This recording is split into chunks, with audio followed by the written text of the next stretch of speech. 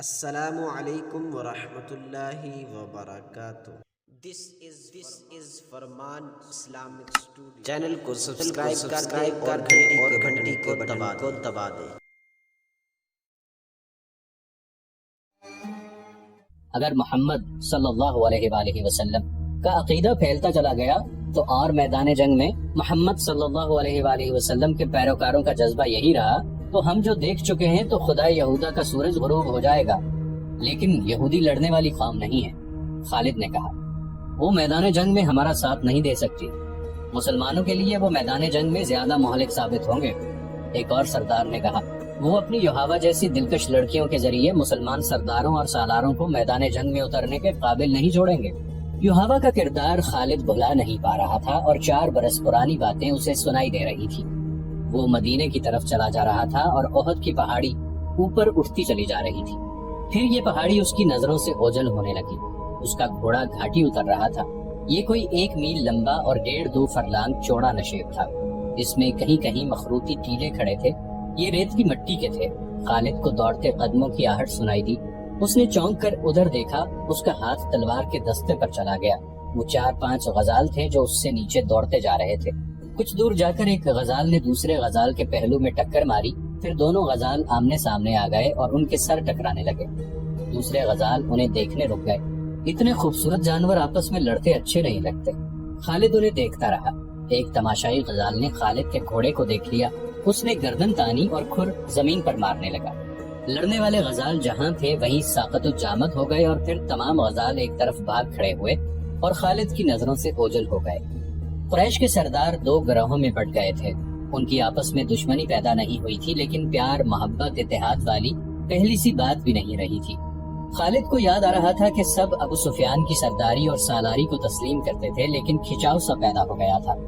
جب اتحاد کی ضرورت تھی اس وقت اہل قریش نفاق کے راستے پر چل نکلے تھے۔ خالد کو یہ صورتحال سخت ناگوار گزرتی تھی۔ کیا آپ کو معلوم نہیں کہ آپس کا نفاق دشمن کو تقویت دیا کرتا ہے؟ خالد نے ایک روز ابو سفیان سے کہا تھا، کیا آپ نے کبھی سوچا ہے کہ اس نفاق کو اتفاق میں کس طرح بدلا جا سکتا ہے؟ بہت سوچا ہے خالد، ابو سفیان نے اکتائے ہوئے سے لہجے میں کہا تھا۔ بہت سوچا ہے۔ سب مجھے پہلے کی طرح ملتے ہیں، لیکن میں محسوس کرتا ہوں کہ بعض کے دل صاف نہیں۔ کیا تم کوئی صورت پیدا کر سکتے ہو کہ دلوں سے میل نکالا جائے؟ ہاں، میں نے ایک صورت سوچ رکھی ہے، خالد نے کہا تھا۔ میں یہی تجویز آپ کے سامنے لا رہا تھا۔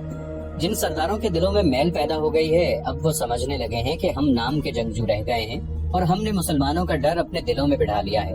شارجہ نے 6 مسلمانوں کو دھوکہ دے کر اور ان میں سے 2 کو آپ کے ہاتھوں مروا کر ہماری شکل و صورت ہی بدل ڈالی ہے۔ اس کا علاج یہ ہے کہ ہم مدینہ پر حملہ کریں یا مسلمانوں کو کہیں للکاریں اور ثابت کر دیں کہ ہم جنگجو ہیں اور ہم مسلمانوں کو ختم کر کے ہی دم لیں گے۔ ہمارے پاس جواز موجود ہے، ابو سفیان نے کہا تھا۔ میں نے احد کی لڑائی میں آخر میں محمد صلی اللہ علیہ وآلہ وسلم کو للکار کر کہا تھا کہ تم نے بدر میں ہمیں شکست دی تھی، ہم نے احد کی پہاڑی کے دامن میں انتقام لے لیا ہے۔ میں نے محمد سے یہ بھی کہا تھا کہ قریش کے سینوں میں انتقام کی آگ جلتی رہے گی، ہم اگلے سال تمہیں بدر کے مقام پر للکاریں گے۔ ہاں مجھے یاد ہے، خالد نے کہا۔ ادھر سے عمر کی آواز آئی تھی، اس نے کہا تھا کہ ہمارے اللہ نے چاہا تو ہماری اگلی ملاقات بدر کے میدان میں ہی ہوگی۔ آواز تو عمر کی ہی تھی، الفاظ محمد کے تھے۔ ابو سفیان نے کہا محمد صلی اللہ علیہ وآلہ وسلم بہت زخمی تھے، وہ اونچی آواز میں بول نہیں سکتے تھے۔ میں ان کو پیغام بھیجتا ہوں کہ فلاں دن بدر کے میدان میں آ جاؤ اور اپنے انجام کو پہنچو۔ دونوں نے ایک دن مقرر کر لیا اور فیصلہ کیا کہ کسی یہودی کو مدینہ بھیجا جائے۔ دوسرے ہی دن ابو سفیان نے قریش کے تمام سرداروں کو اپنے ہاں بلایا اور بڑے جوش و خروش کے ساتھ اعلان کیا کہ وہ مسلمانوں کو بدر کے میدان میں للکار رہا ہے۔ قریش یہی خبر سننے کے منتظر تھے، انہیں اپنے عزیزوں کے خون کا انتقام لینا تھا۔ ان کے دلوں میں رسول اللہ صلی اللہ علیہ وآلہ وسلم کی نفرت بارود کی طرح بھری ہوئی تھی، یہ ایک چنگاری کی منتظر تھی۔ وہ کہتے تھے کہ محمد صلی اللہ علیہ وآلہ وسلم نے باپ بیٹے کو اور بھائی بھائی کو ایک دوسرے کا دشمن بنا دیا ہے۔ ابو سفیان کے اس اعلان نے سب کے دل صاف کر دیے اور وہ جنگی تیاریوں کی بات کرنے لگے۔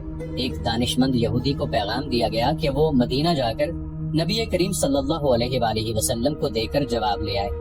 خالد کو یاد آ رہا تھا کہ وہ اس روز کس قدر مطمئن اور مسرور تھا۔ قریش کے سرداروں کے دلوں میں جو تکبر پیدا ہو گیا تھا وہ صاف ہو گیا۔ خالد بڑھ ہانکنے والا آدمی نہیں تھا، لیکن اس نے تہیا کر لیا تھا کہ رسول خدا صلی اللہ علیہ وآلہ وسلم کو اپنے ہاتھوں سے قتل کرے گا۔ نعوذ باللہ۔ یہودی ایلچی جواب لے کر آ گیا۔ رسول اللہ صلی اللہ علیہ وآلہ وسلم نے ابو سفیان کی للکار کو قبول کر لیا تھا۔ لڑائی کا جو دن مقرر ہوا وہ مارچ 626 عیسوی کا ایک دن تھا، لیکن ہوا یوں کہ سردیوں کے موسم میں جتنی بارش ہوا کرتی تھی اس سے بہت کم ہوئی۔ اس کا نتیجہ یہ ہوا کہ یہ موسم تقریباً خشک گزر گیا اور مارچ کے مہینے میں گرمی اتنی زیادہ ہو گئی جتنی اس کے 2-3 ماہ بعد ہوا کرتی تھی۔ ابو سفیان نے اس موسم کو لڑائی کے لیے موزوں نہ سمجھا۔ اس یاد نے خالد کو شرمسار سا کر دیا۔ وجہ یہ ہوئی تھی کہ ابو سفیان موسم کی گرمی کا بہانہ بنا رہا تھا۔ مشہور مورخ ابن سعد لکھتا ہے کہ ابو سفیان نے قریش کے سرداروں کو بلا کر کہا کہ وہ کوچ سے پہلے مسلمانوں کو خوفزدہ کرنا چاہتا ہے۔ اس نے یہودیوں کی خدمات حاصل کی اور انہیں خاصی اجرت دے کر تاجروں کے بھیس میں مدینے بھیجا۔ انہیں ابو سفیان نے یہ کام سونپا تھا کہ وہ مدینے میں یہ افواہ پھیلائیں کہ قریش اتنی زیادہ تعداد میں بدر کے میدان میں آ رہے ہیں جو مسلمانوں نے پہلے کبھی نہیں دیکھی۔ اس مورخ کے مطابق مدینہ میں اس افواہ کو سچ مانا گیا اور مسلمانوں کے چہروں پر اس کے اثرات بھی دیکھے گئے۔ جب رسول کریم صلی اللہ علیہ وآلہ وسلم تک یہ افواہ پہنچی اور یہ اطلاع بھی کہ بعض مسلمانوں پر خوف و ہراس کے اثرات دیکھے گئے ہیں، تو رسول کریم صلی اللہ علیہ وآلہ وسلم نے باہر آ کر لوگوں کو جمع کیا اور اعلان کیا، کیا اللہ کے نام لیوا صرف یہ سن کر ڈر گئے ہیں کہ قریش کی تعداد زیادہ ہوگی؟ کیا اللہ سے ڈرنے والے آج بتوں کے پجاریوں سے ڈر گئے ہیں؟ اگر تم قریش سے اس قدر ڈر گئے ہو کہ ان کی للکار پر تم منہ موڑ گئے ہو تو مجھے قسم ہے خدائے ذوالجلال کی جس نے مجھے رسالت کی ذمہ داری سونپی ہے، میں بدر کے میدان میں اکیلا جاؤں گا۔ رسول خدا صلی اللہ علیہ وآلہ وسلم کچھ اور بھی کہنا چاہتے تھے، لیکن رسالت مآب صلی اللہ علیہ وآلہ وسلم کے شیدائیوں نے ناروں سے آسمان کو ہلا ڈالا۔ یہ سراغ نہ مل سکا کہ افواہ کس نے اڑائی تھی، لیکن رسول اللہ صلی اللہ علیہ وآلہ وسلم کی پکار پر قریش کی پھیلائی ہوئی افواہ کے اثرات زائل ہو گئے اور مسلمان جنگی تیاریوں میں مصروف ہو گئے۔ دن تھوڑے سے رہ گئے تھے۔ کوچ کے وقت مسلمانوں کی تعداد 1500 تھی۔ ان میں صرف 50 گھڑ سوار تھے۔ جن یہودیوں کو افواہ پھیلانے کے لیے مدینے بھیجا گیا تھا انہوں نے واپس آ کر بتایا کہ افواہ نے پہلے پورا کام کیا تھا، لیکن ایک روز محمد صلی اللہ علیہ وآلہ وسلم نے مسلمانوں کو اکٹھا کر کے چند ہی الفاظ کہے تو مسلمان بدر کو کوچ کے لیے تیار ہو گئے۔ ان کی تعداد مدینہ میں ہماری موجودگی تک 1500 تک پہنچ گئی تھی۔ ہمارا خیال ہے کہ تعداد اس سے کم یا زیادہ نہیں ہوگی۔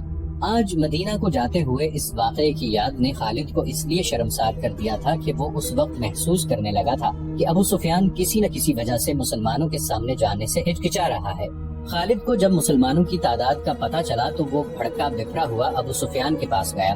ابو سفیان، خالد نے اسے کہا، سردار کی اطاعت ہمارا فرض ہے۔ میں اہل قریش میں سردار کی حکم عدولی کی روایت قائم نہیں کرنا چاہتا، لیکن مجھے قریش کی عظمت کا بھی خیال ہے۔ آپ اپنے رویے کو تبدیل کرنے کی کوشش کریں، کہیں ایسا نہ ہو کہ قبیلہ قریش کی عظمت کا احساس مجھ میں اتنا زیادہ ہو جائے کہ میں آپ کے حکم اور رویے کی طرف توجہ ہی نہ دوں۔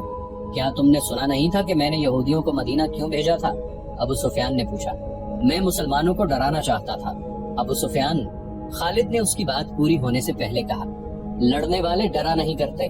کیا آپ نے مسلمانوں کو قلیل تعداد میں لڑتے ہوئے نہیں دیکھا؟ کیا آپ نے خبیب اور زید کو اہل قریش کی بچیوں کے سامنے کھڑے ہو کر نعرے لگاتے نہیں سنا تھا؟ میں آپ سے صرف یہ کہنے آیا ہوں کہ اپنی سرداری کا احترام کریں اور بدر کوچ کی تیاری کریں۔ دوسرے ہی دن مکہ میں یہ خبر پہنچی کہ مسلمان مدینہ سے بدر کی طرف کوچ کر گئے ہیں۔ اب ابو سفیان کے لیے اس کے سوا اور کوئی راستہ نہیں رہ گیا تھا کہ وہ کوچ کا حکم دے۔ قریش کی تعداد جو بدر کوچ کے لیے تیار ہوئی وہ 2000 تھی اور 100 گھڑ سوار اس کے علاوہ تھے۔ قیادت ابو سفیان کی تھی اور اس کے ماتحت خالد، اکرمہ اور صفوان نائب سالار تھے۔ حسب معمول ابو سفیان کی بیوی ہند اور اس کی چند ایک کنیزیں اور گانے بجانے والی عورتیں بھی ساتھ تھیں۔ مسلمان رسول اکرم صلی اللہ علیہ وآلہ وسلم کی قیادت میں 4 اپریل 626 عیسوی بمقام یکم ذی القعدہ 4 ہجری کے روز بدر کے میدان میں پہنچ گئے۔ قریش ابھی اسفان کے مقام تک پہنچے تھے۔ انہوں نے وہیں رات بھر کے لیے پڑاؤ کیا۔ الصبح ان کی روانگی تھی، لیکن صبح طلوع ہوتے ہی ابو سفیان نے اپنے لشکر کو کوچ کا حکم دینے کی بجائے اکٹھا کیا اور لشکر سے یوں مخاطب ہوا، قریش کے بہادروں، مسلمان تمہارے نام سے ڈرتے ہیں، اب ان کے ساتھ ہماری فیصلہ کن جنگ ہوگی۔ ان مٹھی بھر مسلمانوں کا ہم نام و نشان مٹا دیں گے، نہ محمد صلی اللہ علیہ وآلہ وسلم اور نہ ہی ان کا کوئی نام لینے والا اس دنیا میں رہے گا، لیکن ہم ایسے حالات میں لڑنے جا رہے ہیں جو ہمارے خلاف جا سکتے ہیں اور ہماری شکست کا باعث بن سکتے ہیں۔ تم دیکھ رہے ہو کہ ہم اپنے ساتھ پورا اناج نہیں لا سکے، مزید اناج ملنے کی امید بھی نہیں، کیونکہ خشک سالی نے قحط کی صورت پیدا کر دی ہے۔ پھر اس گرمی کو دیکھو، میں نہیں چاہتا کہ میں اپنے بہادروں کو بھوکا اور پیاسا مروا دوں۔ میں فیصلہ کن جنگ کے لیے موزوں حالات کا انتظار کروں گا۔ ہم آگے نہیں جائیں گے، مکہ کو کوچ کرو۔ خالد کو یاد آ رہا تھا کہ قریش کے لشکر نے دو طرح کے نعرے بلند کیے۔ ایک ان کے نعرے تھے جو انہی حالات میں مسلمانوں کے خلاف لڑنے کا عزم کیے ہوئے تھے، دوسرے نعرے ابو سفیان کے فیصلے کی تائید میں تھے، لیکن حکم سب کو ماننا تھا۔ خالد، اکرمہ اور صفوان نے ابو سفیان کا یہ حکم ماننے سے انکار کر دیا، لیکن ابو سفیان پر ان کے احتجاج کا کچھ اثر نہ ہوا۔ ان تینوں نائب سالاروں نے یہ جائزہ بھی لیا کہ کتنے آدمی ان کے ساتھ رہتے ہیں۔ یہ جائزہ ان کے خلاف ثابت ہوا۔ لشکر کی اکثریت ابو سفیان کے حکم پر مکہ کی طرف کوچ کر گئی۔ خالد اور اس کے دوسرے ساتھیوں کو مجبوراً لشکر کے پیچھے پیچھے آنا پڑا۔ خالد کو وہ لمحہ یاد آ رہا تھا جب وہ اہل قریش کے لشکر کے پیچھے پیچھے اکرمہ اور صفوان کے ساتھ مکہ کو چلا جا رہا تھا۔ اس کا سر جھکا ہوا تھا۔ یہ تینوں ایک دوسرے کی طرف دیکھ بھی نہیں رہے تھے، جیسے ایک دوسرے سے شرمسار ہوں۔ خالد کو بار بار یہ خیال آتا تھا کہ لڑائی میں اس کی ایک ٹانگ کٹ جاتی، بازو کٹ جاتے، اس کی دونوں آنکھیں ضائع ہو جاتی تو اسے یہ دکھ نہ ہوتا جو بغیر لڑے واپس جانے سے ہو رہا تھا۔ اس وقت وہ یہ محسوس کر رہا تھا جیسے اس کی ذات مٹ چکی ہو اور گھوڑے پر اس کی لاش مکہ کو واپس جا رہی ہو۔ نبی کریم صلی اللہ علیہ وآلہ وسلم کا قتل اس کا عزم اور عہد تھا جو وہ پورا کیے بغیر واپس آ رہا تھا۔ یہ عزم بچھو بن کر اسے ڈس رہا تھا۔ اسے بہت کچھ یاد آ رہا تھا، یادوں کا ایک ریلا تھا جو ختم نہیں ہو رہا تھا۔ اسے یہودیوں کے تینوں قبیلے بنو نضیر، بنو قریظہ اور بنو قینقاع یاد آئے۔ انہوں نے جب دیکھا کہ قریش مسلمانوں کے خلاف لڑنے سے منہ موڑ گئے ہیں تو وہ سرگرم ہو گئے۔ یہودیوں نے مسلمانوں کے خلاف زمین دوز کارروائیاں شروع کی، مکہ گئے اور قریش کو مسلمانوں کے خلاف بھڑکایا، مگر قریش کا سردار ابو سفیان ٹس سے مس نہ ہوا۔ خالد کو معلوم نہ ہو سکا کہ ابو سفیان کے دل میں کیا ہے اور وہ مسلمانوں سے لڑنے سے کیوں گھبراتا ہے۔ اسی سال کے موسم سرما کے اوائل میں خیبر کے چند ایک سرکردہ یہودی مکہ گئے۔ ان کا سردار حبی بن اخطب تھا۔ یہ شخص یہودیوں کے قبیلے بنو نضیر کا سردار بھی تھا۔ یہودیوں کے پاس زر و جواہرات کے خزانے تھے۔ وہ چند ایک یہودی ابو سفیان اور قریش کے دیگر سرداروں کے لیے بیش قیمت تحفے لے کر گئے۔ ان کے ساتھ حسین و جمیل لڑکیوں کا طائفہ بھی تھا۔ مکہ میں یہ یہودی ابو سفیان سے ملے، اسے تحفے پیش کیے اور رات کو اپنے طائفے کا رقص بھی دکھایا۔ اس کے بعد حبی بن اخطب نے ابو سفیان سے خالد، اکرمہ اور صفوان کی موجودگی میں کہا کہ انہوں نے مسلمانوں کو ختم نہ کیا اور ان کے بڑھتے ہوئے قدم نہ روکے تو وہ یمامہ تک پہنچ جائیں گے۔ اگر وہ اس میں کامیاب ہو گئے تو قریش کے لیے وہ تجارتی راستہ ہمیشہ کے لیے بند ہو جائے گا جو بحرین اور عراق کی طرف جاتا ہے۔ قریش کے لیے یہ راستہ شہرت کی حیثیت رکھتا تھا۔ اگر آپ ہمارا ساتھ دیں، حبی بن اخطب نے کہا، تو ہم مسلمانوں کے خلاف خفیہ کارروائیاں شروع کر دیں گے۔ ہم مسلمانوں سے دگنے تھے تو بھی انہیں شکست نہ دے سکے۔ ابو سفیان نے کہا، ان سے 3 گنا تعداد میں ان سے لڑے تو بھی انہیں شکست نہ دے سکے۔ اگر چند اور قبیلے ہمارے ساتھ مل جائیں تو ہم مسلمانوں کو ہمیشہ کے لیے ختم کر سکتے ہیں۔ ہم نے یہ انتظام پہلے ہی کر دیا ہے۔ حبی بن اخطب نے کہا، قبیلہ غطفان اور بنو اسد آپ کے ساتھ ہوں گے، چند اور قبیلے ہماری کوششوں سے آپ کے ساتھ آ جائیں گے۔ خالد کو کیا کچھ یاد نہ آ رہا تھا۔ 3-4 سال پہلے کے واقعات اسے ایک روز پہلے کی طرح یاد تھے۔ اسے ابو سفیان کا گھبرایا چہرہ اچھی طرح یاد تھا۔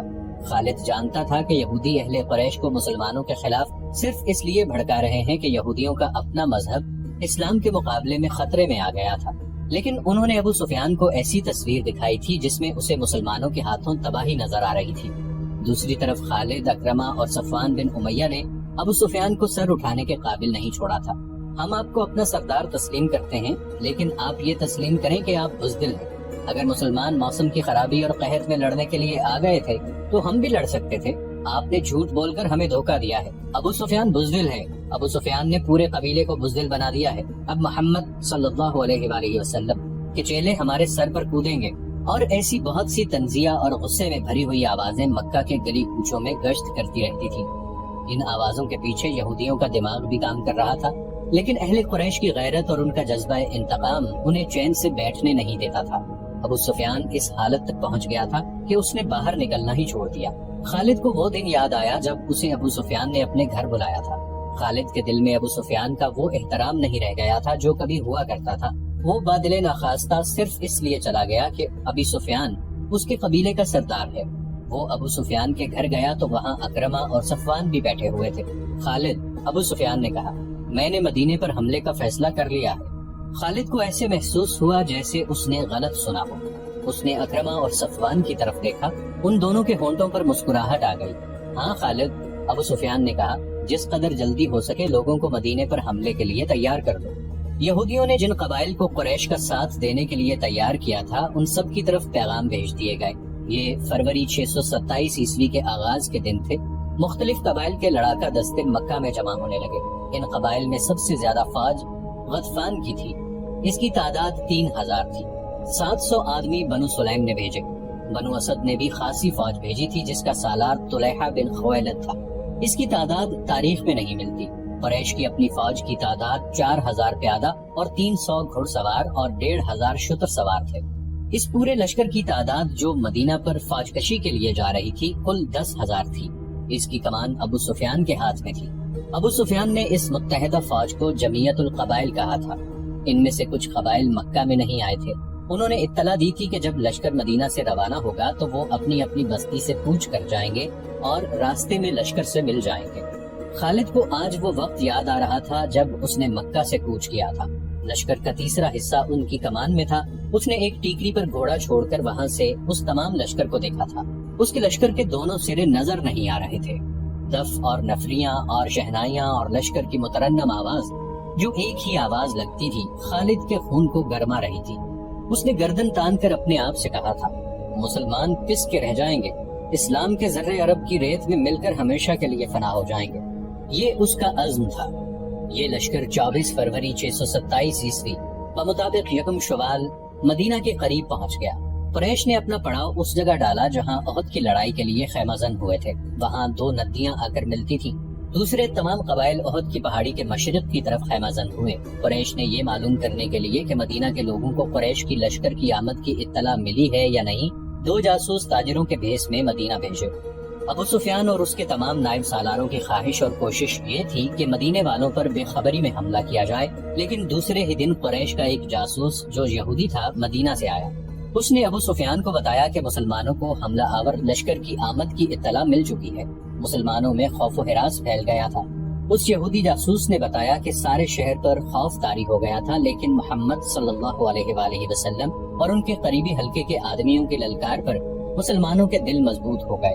گلی کوچوں میں ایسے اعلان ہونے لگے جن سے تمام شہر کا جذبہ اور حوصلہ اود کر آیا اور مسلمان لڑائی کے لیے ایک جگہ اکٹھے ہونے لگے۔ میرے خیال میں ان کی تعداد 3000 سے زیادہ نہیں ہوگی۔ مورخ لکھتے ہیں کہ مسلمانوں کی تعداد 3000 سے زیادہ نہ تھی۔ انہیں اطلاع مل چکی تھی کہ مدینے پر حملے کے لیے جو لشکر آیا ہے اس کی تعداد 10,000 ہے، جس میں سینکڑوں گھڑ سوار اور شتر سوار بھی ہیں۔ اس وقت تک عرب کی سرزمین میں کسی لڑائی نے اتنا بڑا لشکر نہیں دیکھا تھا۔ تعداد کو دیکھا جاتا اور فن حرب و ضرب کے پیمانے سے دونوں اطراف کو ناپا تولا جاتا تو مسلمانوں کو لڑے بغیر ہتھیار ڈال دینے چاہیے تھے، یا وہ رات کی تاریکی میں مدینہ سے نکل جاتے اور کسی اور بستی میں اپنا ٹھکانہ بناتے۔ کوئی سوچ بھی نہیں سکتا تھا کہ 3000 مسلمان 10,000 کے لشکر کا مقابلہ ذرا سی دیر کے لیے بھی کر سکیں گے۔ 10,000 لشکر نہایت آسانی سے مدینے کی اینٹ سے اینٹ بجا سکتا تھا، لیکن یہ حق اور باطل کی ٹکر تھی۔ یہ اللہ کے آگے سجدے کرنے والوں اور بت پرستوں کا تصادم تھا۔ خدا کو حق کا ساتھ دینا تھا۔ خدا کو اپنے اس عظیم پیغام کی لاج رکھنی تھی جو اس کی ذات باری تعالی نے غار حرا میں عرب کے سپوت کو دیا تھا اور اسے رسالت عطا کی تھی۔ خدا ان کا ساتھ دیتا ہے جن کے دلوں میں حق اور صدق ہوتا ہے۔ یہ نبی کریم صلی اللہ علیہ وآلہ وسلم کی للکار تھی جو مدینے کے گلی کوچوں میں سنائی دے رہی تھی۔ لیکن اے اللہ کی عبادت کرنے والوں، خدا تمہارا ساتھ اسی صورت میں دے گا جب تم دلوں سے خوف و ہراس نکال کر ایک دوسرے کا ساتھ دو گے اور اپنی جانیں اللہ کی راہ میں قربان کرنے کا عزم کرو گے۔ جو ہمارے اللہ کو نہیں مانتا اور جو ہمارے دین کو نہیں مانتا وہ ہمارا دشمن ہے اور اس کا قتل ہم پر فرض ہے۔ یاد رکھو، قتل کرنے کے لیے قتل ہونا بھی پڑتا ہے۔ ایمان سے بڑھ کر اور کوئی طاقت نہیں جو تمہیں دشمن سے بچا سکے گی۔ تمہیں دفاع مدینے کا نہیں اپنے عقیدے کا کرنا ہے۔ اگر اس عزم سے آگے بڑھو گے تو 10,000 پر غالب آ جاؤ گے۔ خدا سوئے ہوئے یا خوفزدہ انسان کو معجزے نہیں دکھایا کرتا۔ اپنے عقیدے اور اپنی بستی کے دفاع کا معجزہ تمہیں خود دکھانا ہے۔ نبی کریم صلی اللہ علیہ وآلہ وسلم نے مدینے والوں کا حوصلہ اس قدر مضبوط کر دیا تھا کہ وہ اس سے بڑے لشکر کے مقابلے کے لیے بھی تیار ہو گئے، لیکن رسول خدا صلی اللہ علیہ وسلم اس سوچ میں ڈوب گئے تھے کہ اتنے بڑے لشکر سے مدینہ کو بچانا کس طرح ممکن ہو سکتا ہے۔ آپ صلی اللہ علیہ وسلم کو یہ تو پورا یقین تھا کہ خدا حق پرستوں کے ساتھ ہے، لیکن حق پرستوں کو خود بھی کچھ کر کے دکھانا تھا۔ بچاؤ کی کوئی صورت نظر نہیں آ رہی تھی۔